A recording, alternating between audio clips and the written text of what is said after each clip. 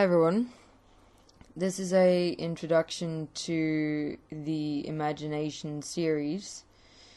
in which we are going to have a look at the mind's relationship to imagination and thus our relationship to imagination. Now, this series opens up the domain of imagination in terms of the multidimensionality within and as which it in fact exists. Multidimensionality meaning that there is more to imagination than what is currently understood by human consciousness. For example,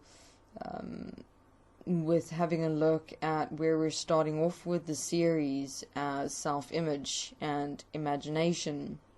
where what we essentially explain is how one use your imagination to create alternate versions of yourself in your mind based on the version of yourself that you see in actual physical reality.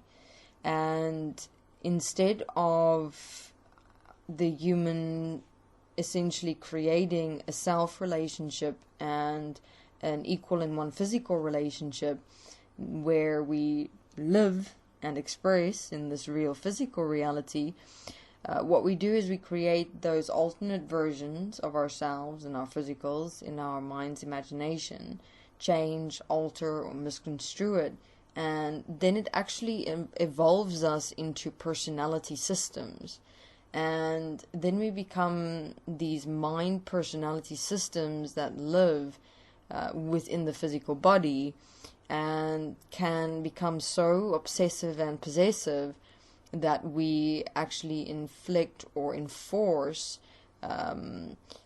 immeasurable amount of harm on the physical body because we're attempting to and trying to fit this alternate version of ourselves into the physical body, when now having a look at the context of self-image. So essentially in this imagination series we're going to have a look at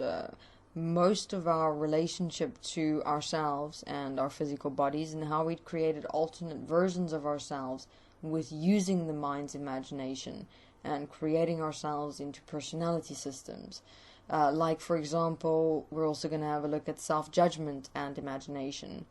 How have we judged ourselves, our physicals, created alternate versions of ourselves in our minds, created personality systems of judgment, and why and how within that it becomes so difficult to, for example, change self-judgment because it has become this massive system in the mind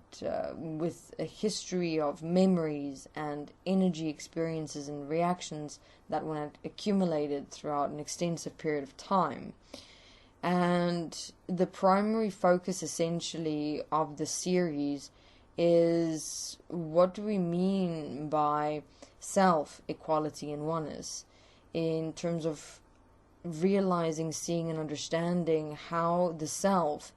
had been separated into various images and pictures in our minds that we believe to be who we are,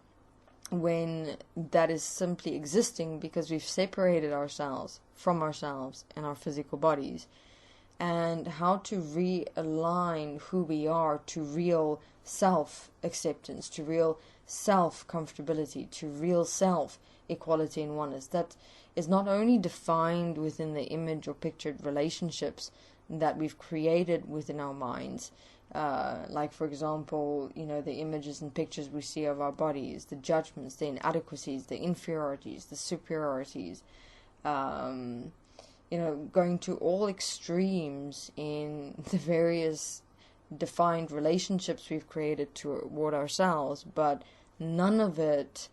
really assisting and supporting with the development, growth, and expansion of who we are as individuals in our living